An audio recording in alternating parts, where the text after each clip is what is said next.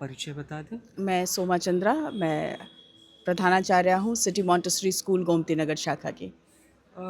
City Montessori school के बहुत सारे विंग हैं, बहुत सारी संस्थाएं हैं।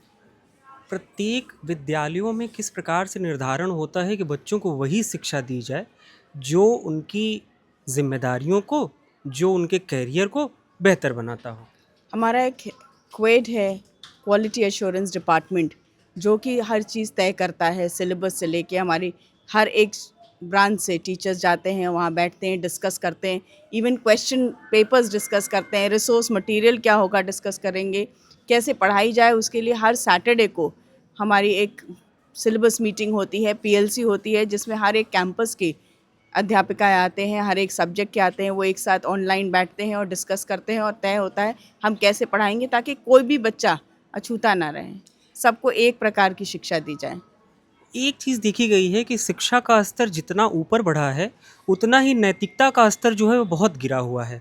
मनुष्य खुद को बेहतर बनाने के चक्कर में मनुष्यता को गिरा दे रहा है। इस पर ये विद्यालय या इसकी जो और शाखाएं हैं वो किस प्रकार से काम कर रही हैं? हमारे यहाँ वर्च्यूज़ को बहुत मान्यता दी गई है।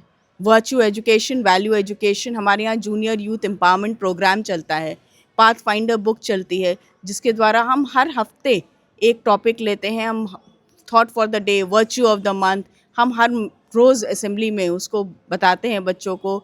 हम एक शॉर्ट प्ले करते हैं, टीचर्स टॉक होती है, ताकि वैल्यूज़ कहीं ना खोएं, नैतिकता कहीं ना खोए, क्योंकि अगर बच्चों को वैल्यूज़ होंगी तो वो एक अच्छे नागरिक बनेंगे, सिर्फ अपने बारे में नहीं अपितु दूसरों के बारे में भी सोचेंगे।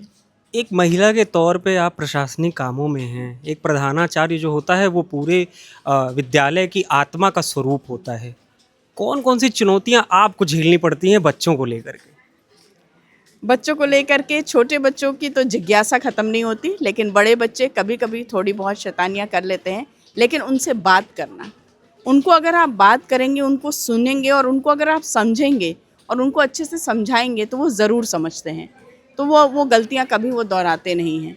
वो समझते हैं उनका ध्यान कहाँ पे होना चाहिए और क्या कैसे करना है उनको काम, कैसे अपनी पढ़ाई पे फोकस करना है, क्या इम्पोर्टेंट है उनके लिए, वो ज़्यादा ज़रूरी है। इसके लिए ज़रूरी है बच्चों से बातें करना, बच्चों के बीच में रहना, बच्चों के क्लासों में बैठना, ना कि अपने ऑफिस में बैठना। एक प्रश्न है, एक प्रश्न अंतिम करूंगा। जय जगत क्या है? ध्येय वाक्य जब भी मैंने देखा कि जो भी शिक्षक आए मंचों पे सब ने कहा, आप भी आए तो आपने कहा कि बच्चों गुड मॉर्निंग एंड जय जगत। व्हाट इज ए जय जगत? Victory of the world. हम चाहते हैं सिर्फ हम ही नहीं, पूरा जगत जीते, इसीलिए हम बोलते हैं जय जगत। हमारी ही जय ना हो, पूरे जगत की, पूरे विश्व की जय हो। अंतिम प्रश्न हमसे है कि ये जो दिया के पीले पीले वस्त्रों में लोग आए, दो हमारे मुख्य स्पीकर रहे, उनके बारे में आपके क्या ख्याल रहते हैं? दिया का जो ये वर्कशॉप रहा, ये जो सेशन रहा, क्या लगता है आपको कि ऐसे छोटे छोटे बदलावों से क्या जो बड़े बदलावों की परिकल्पना देखी जा रही है वो संभव है? एकदम, जैसे पूनम पांडे जी ने हमें कई सारी एक्सरसाइजेज बताई जो कि बच्चों के लिए बहुत ज़्यादा बेनिफिशियल होंगी, बहुत ज़्यादा आवश्यक हैं, ताकि वो अपना ध्यान केंद्रित कर सकें।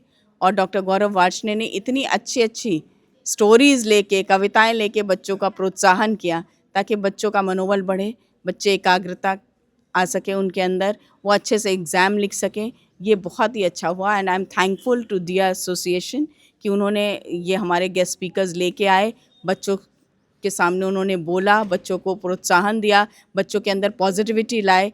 ये बच्चों के लिए इस एग्ज़ाम टाइम में बहुत ही ज़्यादा बेनिफिशियल हुआ। अंतिम थैंक यू। प्रश्न मेरी जिज्ञासा से है कि मैंने आपको जब मंच पे देखा तो आप इतना फ्लुएंट इंग्लिश बोल रहे थे, तो मुझे ये भ्रम हो गया कि आप पता नहीं हिंदी बोलेंगी कि नहीं बोलेंगी।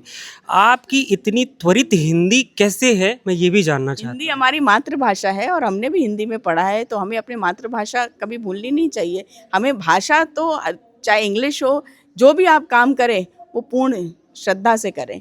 चाहे वो इंग्लिश बोलें तो अच्छे से इंग्लिश बोलें, अगर हिंदी बोल रहे हैं तो अच्छे से हिंदी बोलें। तो हिंदी तो हमें बोलना ही, हमारी मातृभाषा है, हमें उस पर गर्व है। बहुत बहुत धन्यवाद। हमारे साथ थी इस विद्यालय की प्रधानाचार्य डॉक्टर सोमा चंद्रा, जिन्होंने बताया कि भाषा वैकल्पिक हो सकती है, भाषा महज संबंधों को जोड़ने का काम करती है। श्रद्धा अगर हो तो आप बंगाली, गुजराती, मराठी तमाम चीज़ों में भी अपनी वार्ता स्थापित कर सकते हैं। भाषा एक माध्यम है, लेकिन हिंदी हमारी मातृभाषा हो सकती है। दुनिया कितनी भी खूबसूरत हो सकती है, लेकिन मेरी माँ से खूबसूरत इस दुनिया में कोई महिला नहीं है। इस बात का ख्याल रखें, अपना और अपनों का ध्यान रखें, मस्त रहिए। लखनऊ का ध्येय वाक्य है, मुस्कुराते रहिए। ज़िंदगी प्यार का गीत है, गुनगुनाते रहिए। धन्यवाद।